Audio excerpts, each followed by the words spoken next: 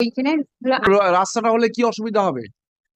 পুকুরকে ভরাট করে করেছে তো, হ্যাঁ, তো ভরাট করে দিয়েছে।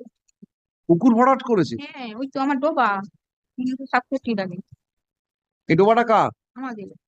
এটা কে ভরাট করেছে? ওই তো ওই পঞ্চায়েতের লোকজন, হ্যাঁ, লোকজন আর তখন মাইকি defended number 3 along with panchayat person. এর আগে গন্ডগোল হয়েছিল, তখন আমাকে অঞ্চলে পারমিশন দিয়েছিল পাঁচিরের, আমি পাঁচির পয়সার অভাবে দিতে পারিনি। গন্ডগোলে আমাকে বলেছিল 1 জায়গাও আমার হাত দিবেনি কেউ। আমি তখন মানবাধিকার কমিশনার, মুখ্যমন্ত্রী, ডিএম সাহেবকেও জানিয়েছিলাম 2002-এ। তারা ইমিডিয়েট অ্যাকশন নিতে বলেছিল, সেই থাকতে আর কোনো অসুবিধা ছিল নি।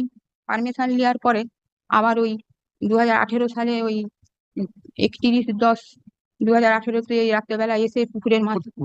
কোথায় বলেছেন যে পুকুর বুঝিয়ে ইয়ে করে নিয়েছে?